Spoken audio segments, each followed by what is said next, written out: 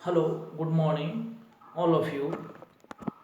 आज मैं पुनः आप लोगों के सामने प्रस्तुत हूँ बिजनेस स्टडीज़ का chapter number 1 principle and function of management का तीसरा क्लास लेकर, जिसमें मैं आगे कुछ प्रश्नों पर चर्चा करने वाला हूँ। जिसमें पहला प्रश्न है, समन्वय का क्या अर्थ है? What is meaning of coordination? तो हम लोग जानेंगे ये कोऑर्डिनेशन होता क्या है, समन्वय क्या होता है ना। तो देखिए, बोल रहा है कि समन्वय से आशय निर्धारित लक्ष्यों की पूर्ति हेतु की जाने वाली विभिन्न क्रियाओं में एकता या तालमेल बिठाना है। हम जानते हैं कि किसी भी संस्था में बहुत तरह के लोग कार्य करते हैं। वे अलग अलग जाति के होते हैं, वे अलग अलग उम्र के होते हैं, वे अलग अलग माइंड के होते हैं और वे अलग अलग माइंड से कार्य करते हैं। उनके कार्य करने का तरीका अलग अलग होता है। अतः उनके बीच तालमेल या एकरूपता स्थापित नहीं होगा तो वे कभी भी मिलजुल कर कार्य नहीं करेंगे और संस्था का जो उद्देश्य है वो कभी भी पूरा नहीं हो पाएगा। अतः इन लोगों के बीच जो अलग अलग माइंड से कार्य करते हैं, अलग अलग तरीके से कार्य करते हैं, तो उन लोगों के बीच या उनके द्वारा किया जाने वाला कार्यों के बीच एकरूपता लाना, तालमेल बिठाना ही क्या है? समन्वय है, कोऑर्डिनेशन है। ठीक है। जिस प्रकार हम बोल सकते हैं क्या कि एक बड़े प्रकाशक प्रेस में, एक प्रिंटिंग प्रेस है, उसमें बहुत सारा विभाग होता है। जैसे हम बोल सकते हैं कि प्रिंटिंग विभाग, कटिंग विभाग, बाइंडिंग विभाग, सेलिंग विभाग, बहुत तरह के विभाग होते हैं। तो यदि इन सभी विभागों के बीच एकरूपता नहीं आएगा, प्रत्येक विभाग अपने समय पर अपना कार्य पूरा करके अगर अगले विभाग को नहीं देगा तो अगला विभाग ठीक ढंग से कार्य नहीं कर पाएगा। जैसे अगर समय पे प्रिंटिंग करके कटिंग वाले को नहीं दिया जाए, कटिंग वाले सही समय कटिंग करके बाइंडिंग वाले को नहीं दे और बाइंडिंग वाले सही समय बाइंडिंग करके अगर सेलिंग वाले को नहीं दे तो वो ठीक ढंग से कार्य नहीं कर पाएंगे, सभी एक दूसरे के कारण बैठे रह जाएंगे। तो इनके बीच एकरूपता या तालमेल लाना ही क्या है? समन्वय है। ठीक है। फिर दूसरा क्वेश्चन क्या है कि समन्वय के प्रमुख लक्षण या विशेषता बताएं, यानी what is character of coordination. Coordination का कैरेक्टर क्या है, क्या उसकी विशेषता है? तो उसकी विशेषता में सबसे पहले आता है क्या? तो सबसे पहले आता है कि समन्वय एक सतत प्रक्रिया है जो सदैव चलती रहती है। किसी भी संस्था में ये तालमेल बिठाने का जो कार्य होता है ना, एक बार नहीं होता है। एक बार ताल बैठा देने के बाद यह तालमेल हमेशा नहीं रहता है। इसलिए तालमेल बिठाने का ये जो काम है, एकरूपता लाने का ये जो काम है, एक संस्था में हमेशा लगातार चलता रहता है। दूसरा विशेषता है, समन्वय स्थापित करने का प्राथमिक कार्य प्रबंधकों का है।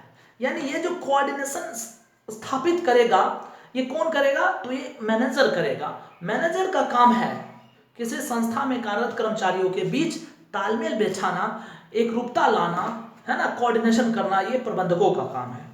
तीसरा, समन्वय स्थापित करने का मुख्य उद्देश्य संस्था के उद्देश्यों एवं लक्ष्यों को प्राप्त करना है। किसी भी संस्था में जो कोऑर्डिनेशन किया जाता है तो उसका मेन उद्देश्य क्या होता है? तो संस्था के उद्देश्यों को पूरा करना, संस्था का जो एम है उसको प्राप्त करना ही समन्वय स्थापित करने का मुख्य उद्देश्य होता है। फिर है, यह प्रबंध का सार है। यानी प्रबंध का एक अलग कार्य नहीं है, प्रबंध के हर कार्य में यूज होने वाला एक तत्व है, इसलिए इसे प्रबंध का सार कहा जाता है। फिर यह क्रियाओं में एकरूपता लाता है। अर्थ से ही हमें पता चलता है कि एक संस्था में बहुत सारा कार्य होता है तो उस कार्य में एकरूपता लाता है कौन? समन्वय, कोऑर्डिनेशन। तो ये सारा इसका क्या है, विशेषता है। ठीक है। तीसरा क्वेश्चन है कि समन्वय और सहकारिता में क्या अंतर है। What is distinction between coordination and cooperation. Coordination यानी समन्वय और कोऑपरेशन मतलब सहकारिता, या फिर सहायता भी हम लोग बोल सकते हैं, सहकारिता को सहायता भी बोल सकते हैं।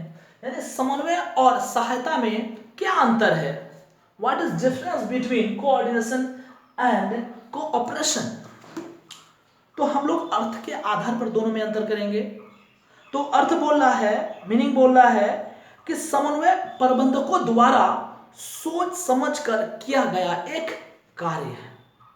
समन्वय ये कोऑर्डिनेशन का जो कार्य होता मैनेजर के द्वारा होता है, और ये सोच समझकर, है ना, प्लानिंग के आधार पर किया जाता है। जबकि सहकारिता यानी सहयोग, कोऑपरेशन एक ऐच्छिक प्रवृत्ति है लोगों का। लोग के मन पे डिपेंड करता है कि वो किसी का सहायता करे अथवा नहीं करे, है ना। आप रास्ते से जा रहे हो, एक बूढ़ा आदमी एक लकड़ी का गट्ठर लेकर रोड के बगल में खड़ा है और वो आपको कह रहा है कि बेटा मुझे ये उठा दो। तो वहां पर आप क्या करोगे, सहकारिता यानी सहयोग करोगे। तो ये आप पे डिपेंड है कि आप उसका सहयोग करते हैं या फिर नहीं करते हैं। तो ये सहयोग, कोऑपरेशन जो है ऐच्छिक प्रक्रिया है। ठीक है। संबंध बोलता है कि समन्वय औपचारिक और अनौपचारिक दोनों प्रकार के संबंधों द्वारा प्राप्त होता है। यानी कोई कोऑर्डिनेशन करता है जो, तो ये कोऑर्डिनेशन का जो कार्य है ना, डायरेक्ट रिलेशन से और इनडायरेक्ट रिलेशन से, दोनों से होता है ना। एक संस्था में हाई लेवल का जो मैनेजर होता है वो कोऑर्डिनेशन करता है, लेकिन वो डायरेक्टली कर्मचारियों से नहीं मिलता है ना। तो ये कोऑर्डिनेशन का जो काम है, अच्छा रिलेशन बनाने का, एक रूपता लाने का जो कार्य है, ये डायरेक्टली और इनडायरेक्टली कर्मचारियों से मिलकर हो सकता है। लेकिन सहभागिता का जो ये कार्य है, ये हमेशा अनौपचारिक संबंधों से ही होता है। यानी जब तक आप जिसका सहयोग करना चाहते हैं उससे अगर डायरेक्टली नहीं मिलते हैं, है ना, अनौपचारिक मतलब हुआ डायरेक्टली अगर आप नहीं मिलते हैं, तो उस परिस्थिति में आप किसी का भी कोऑपरेशन नहीं कर सकते हैं। ठीक है। तो संबंध, है ना, यानी समन्वय का जो संबंध होता है, समन्वय के लिए संबंध जो है वो औपचारिक और दोनों हो सकता है, लेकिन सहभागिता के लिए अनौपचारिक संबंध ही जरूरी है। फिर है कार्य क्षेत्र, एरिया, स्कोप। तो बोला है समन्वय में सहकारिता शामिल होती है। समन्वय बहुत बड़ा प्रक्रिया है, उसमें सहकारिता शामिल होती है, और यही कारण है कि इसका क्षेत्र बहुत ही बड़ा होता है, विस्तृत होता है। लेकिन सहकारिता का क्षेत्र छोटा होता है, क्योंकि यह समन्वय स्थापित करने के लिए होता है। ठीक है। तो तीन ही हम लोग अंतर इसमें पढ़े, एक अर्थ के आधार पर, दूसरा संबंध के आधार पर यानी रिलेशनशिप के आधार पर, और तीसरा है स्कोप के आधार पर। तो अर्थ क्या हुआ, तो समन्वय सोच समझकर किया गया कार्य है, और यह सहकारिता ऐच्छिक कार्य है। संबंध में बोले समन्वय जो है औपचारिक अनौपचारिक डायरेक्ट इनडायरेक्ट दोनों संबंध से किया जा सकता है, लेकिन सहभागिता सिर्फ अनौपचारिक यानी डायरेक्ट संबंध से ही किया जा सकता है। कार्य क्षेत्र, समन्वय का कार्य क्षेत्र बहुत बड़ा होता है, क्योंकि इसमें सहकारिता शामिल होता है, लेकिन सहकारिता का क्षेत्र छोटा होता है, क्योंकि यह समन्वय स्थापित करने के लिए आवश्यक होता है। ठीक है।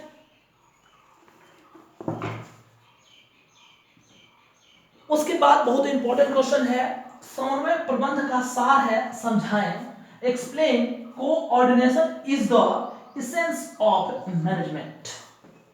यानी प्रबंध का सार है। तो कुछ विद्वानों का कहना है कि समन्वय प्रबंध का एक एक अलग कार्य है। लेकिन कुछ विद्वानों का कहना है, जैसे कुंटज ओडोनेल, थियो हेमन इत्यादि प्रबंध शास्त्रियों का कहना है कि नहीं, प्रबंध का समन्वय एक अलग कार्य नहीं है। समन्वय जो है प्रबंध का एक अलग कार्य नहीं है, बल्कि प्रबंध के हर कार्य में यूज होने वाला, प्रयोग होने वाला तत्व है ना। प्रबंध के हर कार्य में, चाहे वो नियोजन हो, चाहे संगठन हो, चाहे नियुक्तिकरण हो, चाहे निर्देशन हो या फिर नियंत्रण हो, प्रबंध के हर कार्य में समन्वय का प्रयोग किया जाता है। बोल रहा है समन्वय के अभाव में हम लोग देखेंगे कि किस तरह से आवश्यक है। तो बोल रहा है कि प्रबंध का पहला कार्य नियोजन होता है, प्लानिंग होता है। तो ये प्लानिंग का कार्य जो है समन्वय के अभाव में संभव नहीं होता है। समन्वय अगर नहीं होगा तो आप प्लानिंग नहीं कर पाएंगे और न ही प्लानिंग के उद्देश्य को प्राप्त कर पाएंगे, क्योंकि नियोजन में समन्वय की आवश्यकता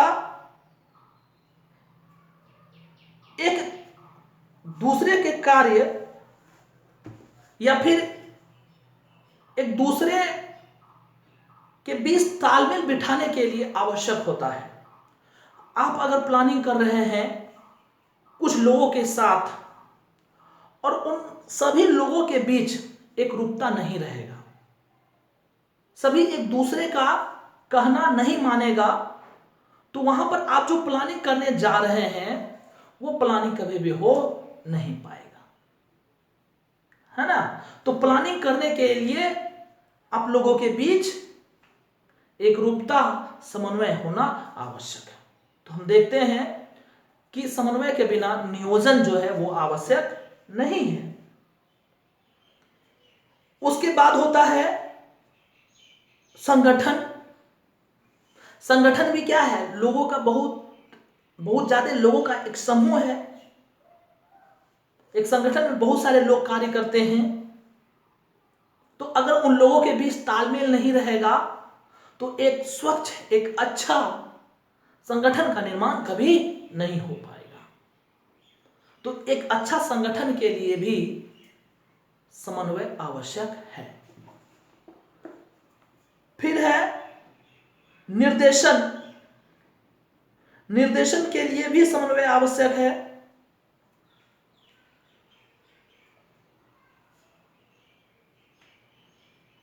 क्योंकि निर्देशन एक अधिकारी द्वारा अपने अधीनस्थों को दिया जाता है। यानी ये जो डायरेक्शन है, हाई लेवल का जो कर्मचारी होता है वो अपने नीचे कार्य करने वाले कर्मचारी को डायरेक्शन देते हैं, है ना। तो ये डायरेक्शन का काम तभी सफल होगा जब हाई लेवल के मैनेजर के नीचे कार्य करने वाले कर्मचारियों के बीच एक रूपता होगा। तभी वो स्थिर होकर, एकजुट होकर अपने से सीनियर जो कर्मचारी होगा उनके बात को सुनेंगे और उस पर अमल करेंगे, है ना। तो डायरेक्शन में भी, डायरेक्शन के संपादन के लिए भी समन्वय बहुत ही आवश्यक है।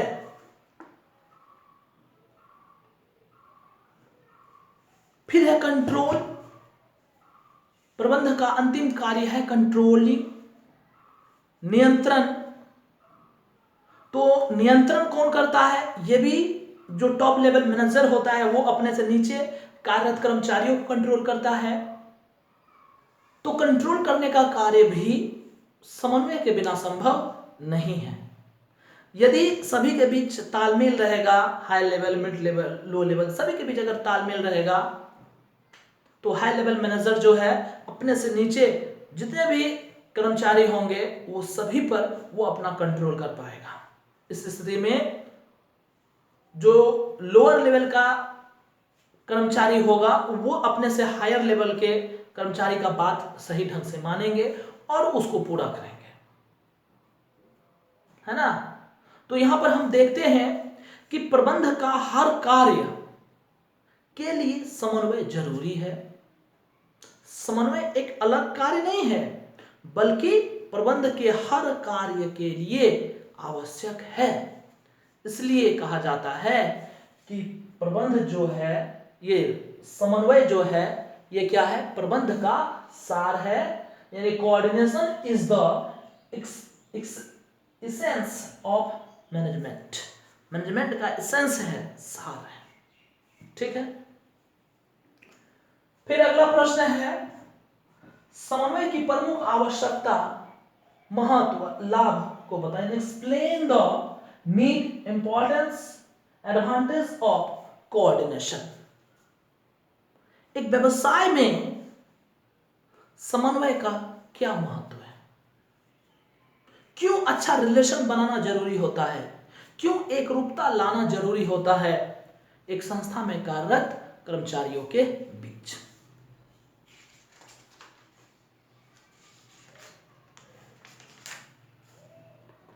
तो इसमें सबसे महत्वपूर्ण बात है आदेशों एवं निर्देशों की एकता। हम जानते हैं कि किसी संस्था में ठीक ढंग से कार्य होने के लिए आदेशों और निर्देशों की एकता का होना बहुत ही आवश्यक है। यानी एक समय में किसी एक व्यक्ति को किसी एक कार्य के लिए किसी एक व्यक्ति से ही आदेश मिलना चाहिए। ये आदेश की एकता होता है। और निर्देश की एकता मतलब हुआ एक लोगों का समूह के लिए जो भी प्लानिंग किया जा रहा है किसी एक व्यक्ति के द्वारा ही किया जाना। तो ये आदेश की एकता, निर्देश की एकता तभी संभव है जब संस्था में समन्वय लागू हो। ठीक है। दूसरा है उच्च कर्मचारियों के मनोबल में वृद्धि। अगर संस्था में कोऑर्डिनेशन रहेगा, समन्वय स्थापित रहेगा, तो सभी कर्मचारियों में तालमेल रहेगा, अच्छा रिलेशन रहेगा, वह एक दूसरे के साथ मिलजुल कर कार्य करेगा। ईर्ष्या, द्वेष, इस तरह का जो बात है वो खत्म हो जाएगा। इससे जो हाई लेवल का कर्मचारी होगा उसे बार बार निम्न लेवल के कर्मचारियों के बीच जाना नहीं पड़ेगा, उसे डायरेक्शन नहीं देना पड़ेगा। तो इससे क्या होगा, उसके मनोबल में, उसके कार्य क्षमता में वृद्धि होगा। फिर है प्रबंध के अन्य कार्यों की कुंजी। हम अभी जस्ट इससे पहले भी पढ़े कि ये जो समन्वय है प्रबंध के सभी कार्यों की कुंजी है। यानी प्रबंध के अन्य सभी कार्यों के लिए प्रबंध आवश्यक, ये समन्वय आवश्यक है। बिना समन्वय का प्रबंध का कोई भी कार्य सफलतापूर्वक पूरा नहीं हो सकता है। तो प्रबंध के अन्य कार्यों को पूरा करने के लिए भी समन्वय आवश्यक है। संस्था के लक्ष्यों की प्राप्ति करना। हर संस्था के लक्ष्यों की प्राप्ति करना, यानी टू अचीव इंटरप्राइज गोल्स। यानी प्रत्येक संस्था का जो स्थापना होता है ना, हर संस्था का एक गोल होता है, एक उद्देश्य होता है। तो यह समन्वय उस उद्देश्य को पूरा करने में सहायक होता है, सहायता करता है। फिर क्या है, तो संघर्षों में कमी करना, यानी टू मिनिमाइज कॉन्फ्लिक्ट्स। लोगों के बीच जो कॉन्फ्लिक्ट्स होते हैं, संघर्ष होते हैं, उसको समन्वय दूर करता है, खत्म करता है। क्योंकि ये समन्वय क्या करता है, उसमें एकरूपता लाता है, अच्छा रिलेशन पैदा करता है, जिसके कारण वे एक दूसरे को अपना भाई समझते हैं और वे मिलजुल कर कार्य करते हैं, एक दूसरे का सहायता करते हैं, जिसके कारण उनके बीच जो संघर्ष होता है ना, वो धीरे धीरे समाप्त हो जाता है। फिर है विविधता में एकता। विविधता में एकता मतलब यूनिटी अमाइट्स डाइवर्सिटी। विविधता में एकता मतलब हुआ कि एक संस्था में विभिन्न तरह के लोग कार्य करते हैं, विभिन्न जाति, धर्म, विभिन्न उम्र, स्त्री पुरुष सभी कार्य करते हैं। तो उनके बीच ये एक रूपता लाने का जो कार्य करता है वो कौन करता है? समन्वय करता है। यदि उनके बीच एक रूपता हो जाती है, अच्छा रिलेशन हो जाता है, तो उससे क्या होता है? संस्था का उद्देश्य आसानी से पूरा होता है ना। तो ये क्या था? विविधता में एकता, यानी विभिन्न लोग जो होते हैं उसमें क्या लाता है? एक रूपता लाता है। लाने के लिए भी एक रूपता लाने के लिए भी समन्वय आवश्यक है। ठीक है, तो इस क्लास में इतना ही, फिर मिलते हैं अगले क्लास में। Good bye.